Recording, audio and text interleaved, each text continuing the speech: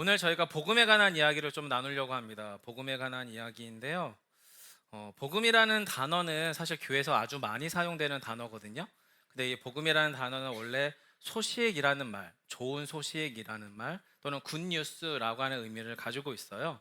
그리고 이 복음이라는 단어는 원래는 예수님 시대 때 로마 제국이라고 하는 거대 제국 내에서 왕에 관련된 또는 왕궁에 관련된 소식을 다룰 때 보통 요 복음이라는 단어를 썼다고 합니다.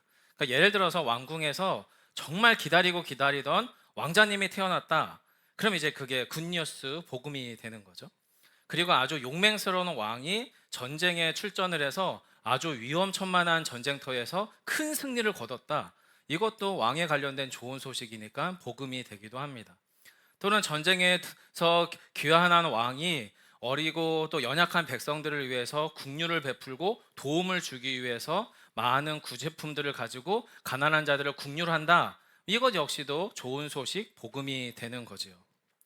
자, 복음이라는 단어는 그렇게 누군가에게 무언가를 베풀어 줌으로 그의 삶에 큰 변화를 불러일으키는 좋은 소식이기 때문에 예수님 시대 때 사람들에게 복음이라는 단어를 딱 떠올리면 참 좋다, 고맙다, 행복하다, 만족스럽다, 또 내지는 나의 삶에 어떤 변화가 일어나겠구나 라고 하는 기대감을 불러일으키는 말이었다라는 거예요.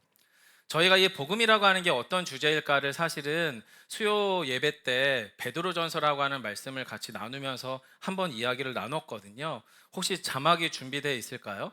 네, 이거 좀 긴 문장이긴 하지만 좀 천천히 읽어보면 좋을 것 같아요. 같이 읽어보겠습니다. 시작. 좋은 충고, 좋은 교훈, 두려운 경고가 아닙니다. 복음은 예수님께서 우리를 위해 행하신 십자가의 죽음과 부활이라는 사건이 우리의 영혼과 인생 가운데 가져올 기쁨과 기대, 감동을 수반한 영원한 생명과 변화에 관한 소식입니다. 라는 거죠. 예수님의 복음이요. 일단 첫 번째는 예수님에 관한 소식이니까 예수님께서 우리를 위해서 무언가 하셨다라는 내용이에요. 그리고 그 무언가라는 것은 성경에 너무 간단하고도 명확하게 나와 있죠. 예수님께서 죄와 죽음에 대하여 값을 지불하시고 십자가에 죽으셨다라는 사건 하나.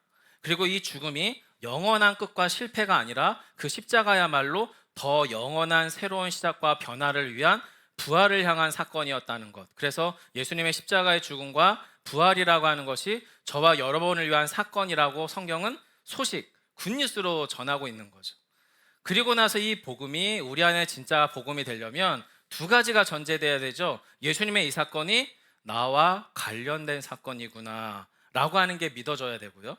그렇게 관련된 십자가의 죽음과 부활의 사건이 나라고 하는 사람의 전 존재와 나의 영혼의 변화를 불러일으켰다라는 것을 믿어야만 이게 우리에게 사실은 굿뉴스인 거죠. 여러분, 수험생들에게 가장 굿뉴스는 뭘까요? 아, 이 아이가요 그렇게 열심히 공부하더니 드디어 그 아이가 가고 싶은 학교를 갔어요 라고 하는 게 굿뉴스일 거예요. 우리 꼬마 아이들, 우리 집에 있는 4명의 꼬마 아이들에게 굿뉴스는 뭘까요? 아빠가 용돈을 올려줬어요. 이게 굿뉴스일 수 있을 것 같습니다. 저희 아내에게 굿뉴스는 뭘까요? 다섯째? 아니겠죠. 저희에게는 다이어트에 드디어 너무 크게 웃으셨어요, 권사님. 네네. 제 속마음에 들킨지 모르겠지만, 네. 진짜 우리에게 굿뉴스는 뭐냐면 그간 20년째, 30년째 했던 다이어트에 성공했다. 이러면 이제 굿뉴스가 되지 않겠습니까? 즉 우리에게 좋은 소식이라고 하는 것은 정보 전달이 중요한 게 아니라 그 복음이라고 하는 사건이 내 삶에 밀접한 관련이 있고 내 삶에 매우 직접적인 변화를 불러일으켰을 뿐만 아니라 그 변화가 어떻게 해요? 영원하고 지속적이다라는 거예요. 사실은 그게 우리 안에 믿어져야 교회 다닐 맛이 나는 거죠, 여러분. 예수 믿을 만한 맛이 나는 거고요. 우리의 신앙 생활이 진짜가 되는 거다라고 할 수 있어요. 즉 복음에 대한 이런 영적인 질감, 이런 감격이 우리 안에 되살아나기 시작할 때 사실은 저희는 신앙생활 할 만합니다. 이게 안 일어나면 어렵습니다. 복잡하고 어렵지요. 그래서 오늘 설교 제목이 복음은 모든 것을 변화시킵니다 라고 하는 게 우리에게 진짜가 되려면 저와 여러분 안에 먼저 복음에 대한 우리의 영적인 질감이 바뀌어야 된다라고 저는 확신해요. 오늘 본문에서 사실은 이 복음을 만난 두 사람의 이야기가 등장을 합니다. 예수님의 탄생에 매우 직접적으로 관련된 사람들이죠. 그는 육신의 부모였던 마리아와 요셉이었어요. 예수님의 육신의 부모였었죠. 자, 근데 성도 여러분, 이 복음을 만난 요셉과 마리아의 삶은 사실은 우리가 생각하는 마냥 좋은, 마냥 기쁜, 마냥 설레기만 하긴 어려운 소식이 사실은 아기 예수의 오심에 관련되어 있습니다. 자, 예수의 복음은 예수가 이 땅에 왕으로 오셨습니다. 왕자님이 태어났어요라고 하는 이 복음은 도대체 마리아와 요셉의 삶에 어떤 변화를 불러일으켰을까? 저희 16절로 18절을 먼저 좀 보겠습니다. 자, 16절로 18절이에요. 같이 한번 읽어볼까요? 시작. 야곱은 마리아의 남편 요셉을 낳았으니 마리아에게서 그리스도라 칭하는 예수가 나시니라. 그런즉 모든 대수가 아브라함과 다윗까지 14대요 다윗부터 바벨론으로 사로잡혀 갈 때까지가 14대요 바벨론으로 사로잡혀 간 후부터 그리스도까지 14대더라. 예수 그리스도의 나심은 이러하니라. 그의 어머니 마리아가 요셉과 약혼하고 동거하기 전에 성령으로 잉태된 것이 나타났더니. 아멘. 여러분 16, 17절만 보면 이거 드디어 하나님의 약속이 이루어졌네. 창세기부터 오랜 선지자들의 예언처럼 하나님의 아들이신 예수님이 이 땅 가운데 드디어 오셨네 라고 하는 왕의 족보가 이제 완성되는 퍼즐이 사실 16, 17절인 거죠. 여기서 본문 16절에 등장하는 야곱은 창세기에 등장하는 이삭의 아들 야곱이 아니죠. 바로 요셉의 아버지, 예수님의 할아버지인 야곱이라고 하는 인물이 세상에 출생을 했고 그를 통해 요셉이 나왔고 그 요셉에게 이제 아기 예수가 오셨다라고 하는 게 지금 16절, 17절의 이야기이고 이것을 14대, 14대, 14대 하면서 하나님의 오랜 약속의 성취로 아기 예수가 이곳에 오셨습니다 라고 하는 이야기가 16, 17절이에요. 그것은 받아들일 수 있어요, 여러분. 우리는. 왜냐하면 이것은 내 얘기가 아니거든요. 그들의 얘기거든요. 그렇구나. 예수님의 할아버지가 야곱이라는 이름이었구나. 그 야곱이 요셉이라고 하는 인물을 낳았구나. 요셉이 예수님의 아버지였지. 그리고 어머니는 마리아였구나. 이런 정보와 이런 내용을 아는 것은 우리에게 어려운 일이 아니에요. 게다가 이것이 하나님의 언약 성취라고 하는 측면에서 신실하게 이루어졌다라고 하는 것은 오히려 우리에게 좋은 소식이죠. 하지만 문제는 18절에 있어요. 성도 여러분, 18절은 언약 당사자인 요셉과 마리아의 삶에 끊임없는 혼란과 끊임없는 두려움과 끊임없는 공포를 불러일으키는 현실이 되고야 맙니다. 다시 한번 18절을 한번 볼까요? 같이 읽어보겠습니다. 예수 그리스도의 나심은 이러하니라. 그의 어머니 마리아가 요셉과 약혼하고 동거하기 전에 성령으로 잉태된 것이 나타났더니. 아멘. 성도 여러분, 우리의 신앙의 기초는요, 예수님이 이 땅에 태어나심은 동정녀 탄생, 성령 하나님의 역사에 의한 동정녀 탄생임을 믿습니다. 저희는 이걸 믿으셔야 되거든요.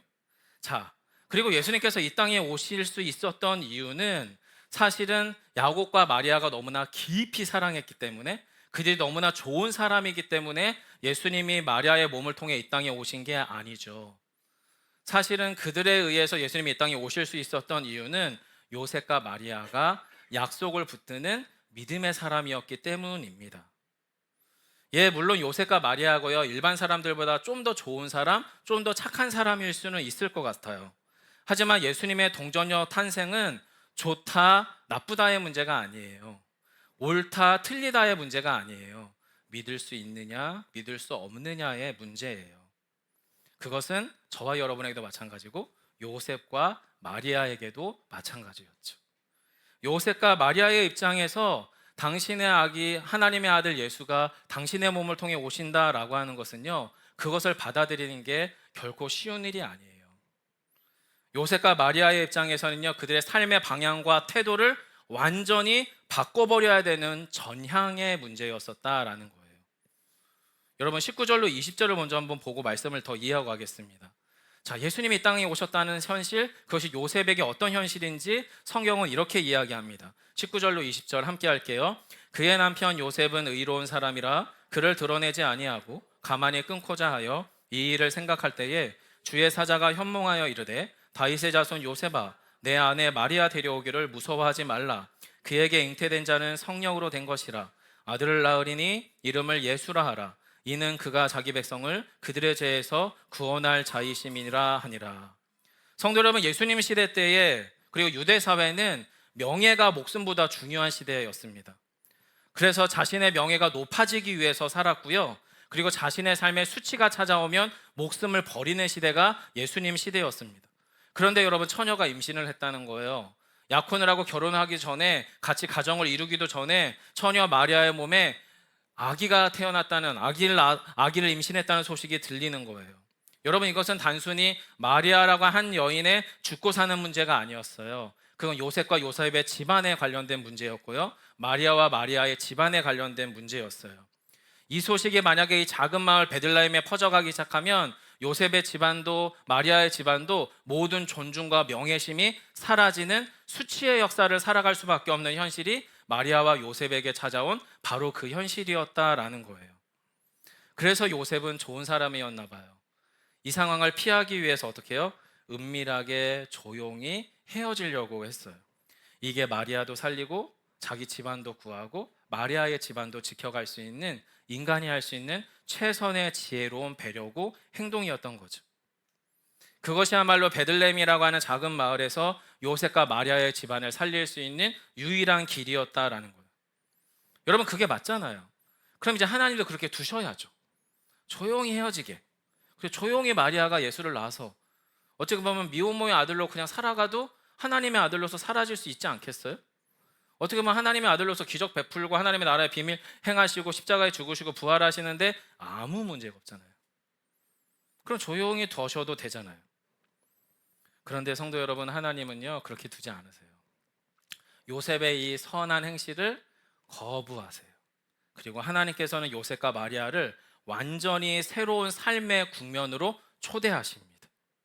더 이상 껍데기 같은 명예심과 종교심을 벗어버리고 진정한 믿음으로 전향할 것을 요청한다라는 거죠. 어떻게 해요? 20절을 보세요. 내 아내 마리아를 데려오기를 어떻게 해요? 무서워하지 말라. 이걸 우리식으로 치면 뭐예요? 조용히 덮지 말고 직면하라는 거예요. 덮지 말고 감당하라라는 거예요. 성도 여러분, 만일에 요셉과 마리아가 하나님의 이 요청, 두려워하지 말고 너의 아내 마리아를 데려와라 라고 하는 하나님의 이 요청을 수용한다는 것은 그들이 어떤 현실을 만나게 된다는 걸까요? 마리아는 결혼 전에 불륜을 저지른 부정한 여인이라고 하는 낙인을 평생 벗어날 길이 없는 인생을 살게 된다는 의미예요. 요셉은요, 부정하고 음란한 여자를 아내로 받아들인 분별력 없고 한심하며 무능한 남자라고 하는 평판을 평생 벗어날 길이 없이 살아간다는 것을 의미한다라는 거예요. 여러분, 굳이 왜 이렇게 꼬여버릴 만한 가정사를 요셉과 마리아에게 하나님은 감당하게 하셨을까요? 그리고 만약에 그것을 감당하려면 요셉과 마리아는 도대체 그들에게 필요한 결단은 무엇일까요? 세상도 끊어낼 수 없는 남녀 간의 사랑일까? 어떤 위협과 평판이 와도 상대방을 믿을 수 있는 서로에 대한 아주 깊은 신뢰감일까? 뭐 그럴 수 있겠죠. 요셉과 마리아는 좋은 사람이니까 서로에 대한 깊은 사랑이 있고 서로에 대한 흔들리지 않는 믿음으로 그 상황을 뚫어갈 수도 있겠죠. 하지만 성도 여러분, 천사를 통해 하나님이 말씀하신 이 상황을 자신의 삶의 현실로 받아들이기 위해서 요셉과 마리아에게 일어나야 되는 일은 남녀 간의 깊은 사랑과 신뢰가 아니라 마음의 전향이었습니다. 마음의 방향이 바뀌어야 되는 거예요. 이게 하나님께서 나와 관련된 하나님의 그 어떤 사건을 이루시려고 하시는 거구나. 그리고 주님이 나를 통해 이루시려고 하는 이 사건은 나뿐만 아니라 우리 모두와 관련된 매우 놀라운 그 어떤 사건이구나. 바로 복음이구나 라고 하는 걸 받아들이는 전향이 필요하다라는 거죠. 요셉과 마리아에게 진실로 필요했던 것은 이 사건이 저주가 아니라 어쩌면 복음일 수도 있겠구나라는 확신이었어요. 도대체 어떻게 그런 확신에 도달할 수 있었을까요? 마음의 방향이 바뀌지 않으면 일어날 수 없어요. 이미 앞서서 마태복음 1장은요 왕의 족보를 설명해 놨어요. 하나님의 아들이 이 땅에 이렇게 오셨다는 족보를 펼쳐놨죠. 그것은 우리에게 이렇게 말하는 것 같아요. 하나님의 약속은 여러분 이미 이루어졌습니다. 믿으세요라고 말하는 것 같아요. 하지만 그것은 과거의 사건이잖아요. 요셉의 사건이잖아요. 이 사건이 저와 여러분에게 관련된 사건이 되려면 어떤 일이 있어야 되죠? 하나님의 약속은 이미 이루어졌을 뿐만 아니라 지금도 우리 안에서 이루어지고 있다라고 하는 믿음, 이게 우리 안에 있어야만 방향이 바뀌어요. 마음의 방향, 전향이 일어난다라는 거죠. 성도 여러분, 우리의 삶은요, 그럴싸해 보이는 껍데기 같은 회심을 가지고는 결코 변하지 않아요. 찬양의 한 소절이 우리에게 은혜로 들어올 수 있습니다. 설교의 한 구절이 저와 여러분의 마음을 때릴 수 있습니다. 여러분의 오랜 기도의 여정들이 저와 여러분을 제법 그럴싸한 그리스도인으로 보여지게 할 수는 있습니다. 하지만 이런 피상적인 회심이 저와 여러분의 삶의 방향성을 바꾸지는 못하더라라는 거죠. 그래서 제가 생각을 해봤어요. 이 피상적인 회심을 뭐랑 비유해 볼까? 그러면서 저의 머리를 확 스치고 지나간 게 다이어트였어요. 다이어트.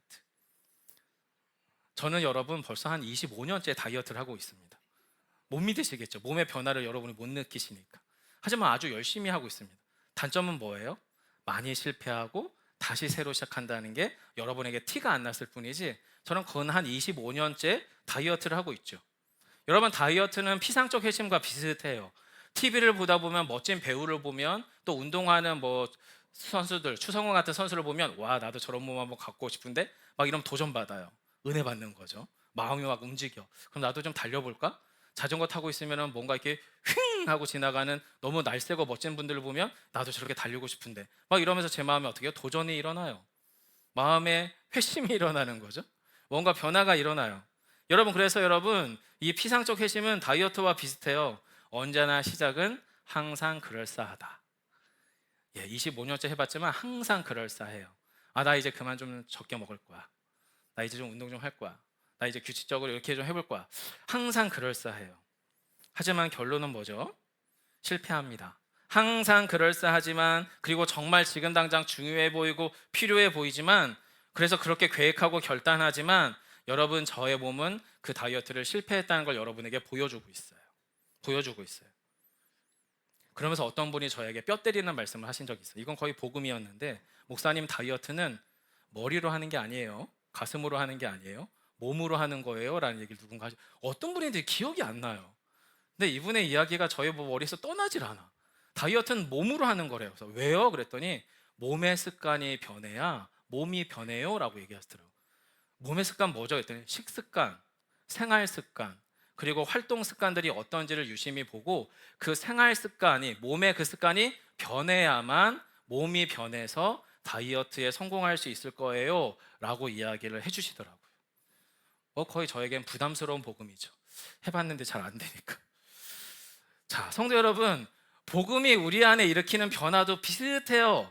마찬가지예요. 말뿐인 회심, 머리뿐인 회심, 가슴뿐인 회심은 아주 잠깐의 만족감은 있을 수 있어요. 어쩌면 저의 이 설교가 여러분에게 맞구나, 맞아, 우리는 신앙생활 이렇게 해야 되는 거지 라고 하는 어떤 종류의 동의와 약간의 수긍을 일으킬 수는 있어요. 하지만 저와 여러분의 마음의 방향성이, 태도가 하나님께로, 그리스도에게로 향하지 않으면 아주 잠깐의 피상적인 만족감으로 멈추게 될 거예요. 우리가 진짜 회심한 게 맞다면, 마음을 돌이킨 게 맞다면 몸이 돌이켜지는 건 당연한 거거든요. 근데 그게 잘 안 되죠. 여러분, 그러면 이 지점에서 상상해 봐야 돼요. 나도 전향이 잘 안 되는데, 내 마음의 돌이킴도 몸의 돌이킴도 잘 안 일어나는데, 요셉과 마리아는 그럼 여러분 덮어놓고 믿었겠습니까? 저절로 믿어졌을까요? 저는 아닐 것 같아요. 상상해 보세요. 처녀의 몸으로 아들을 낳는다? 약혼자가 나와 상관없는 아들을 갖는다? 여러분, 이게 수긍이 되고 이게 받아들여져서 내 몸이 그 마리아라는 아내를 취하여 받아들이기까지 몸이 반응하려면 도대체 요셉과 마리아의 영혼과 몸에는 어떤 변화가 일어나야 될까요? 어떤 일이 일어나야 될까요? 놀라운 것은 아주 간단해요. 요셉이요, 마리아가요, 하나님의 약속을 붙들기로 결정해요. 천사의 이 예언을 나와 관련된 사건, 나를 위한 사건, 그리고 나뿐만 아니라 나와 관련된 모든 인류에 대한 관련된 사건으로 믿기로 결정해요. 믿기로 결정합니다. 그리고 어떻게 해요?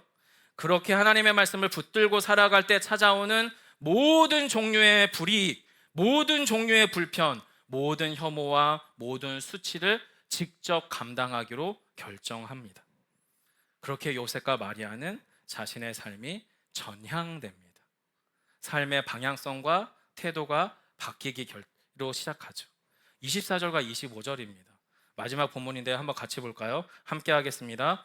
요셉이 잠에서 깨어 일어나 분부대로 행하여 그의 아내를 데려왔으나 아들을 낳기까지 동침하지 아니하더니 나음의 이름을 예수라 하니라. 아멘. 보니까 꿈인 거예요. 천사가 나타나서 이렇게 얘기한 게 알고 봤더니 꿈이야. 에이씨, 개꿈이네. 이러면 끝날 일이에요, 사실은. 아, 불편해. 그냥 꿈이니까 무시해. 그랬으면 아무 일도 일어나지 않았을 그 어떤 일이에요.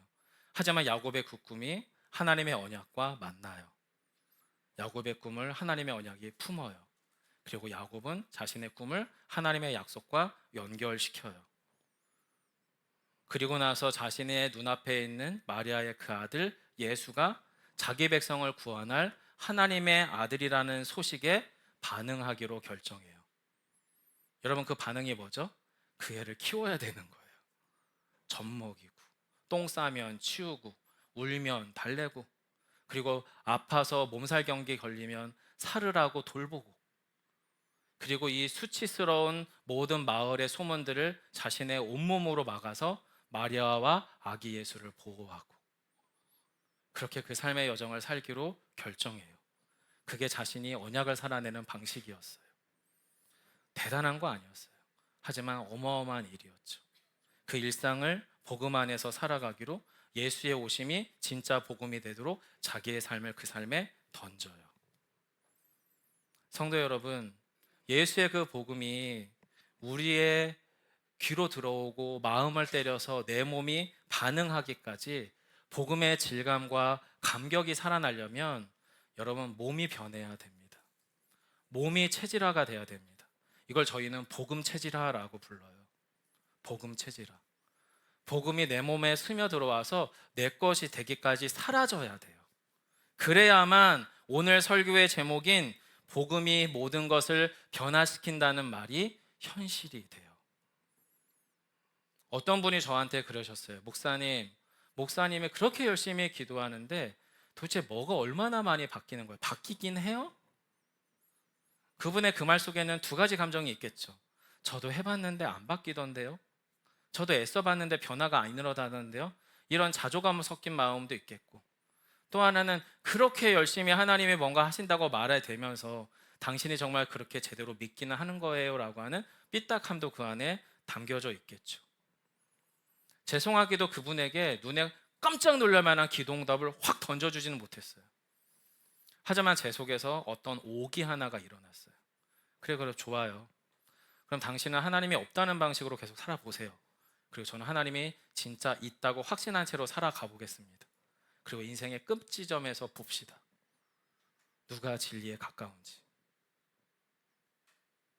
성도 여러분, 저의 삶에서 또 저와 여러분의 삶에서 사실 이 전향적인 삶의 태도는 너무 중요합니다. 이 전향적인 삶을 살아가는 요셉과 마리아의 삶을 통해서 예수의 길이 준비된 거거든요. 여러분, 우리가 삶을 살아가면서 이 부분을 꼭 좀 기억하셔야 돼요. 우리의 삶에서 이 전향적 태도가 일어나지 않으면 오늘의 이 예배는 잠깐 좋았던 종교적 퍼포먼스가 될 수 있어요. 나쁘다는 말씀이 아니에요.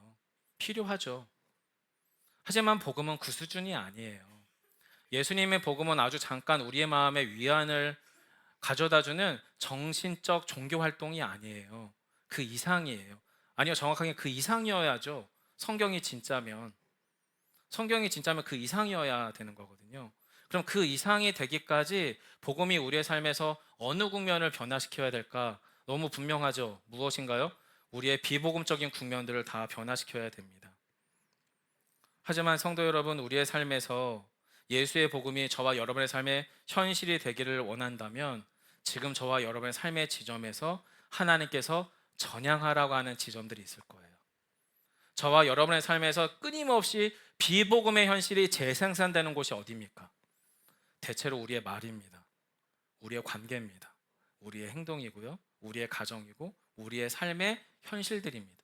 대부분 거기에서 예수 없음과 비복음이 재생산되거든요.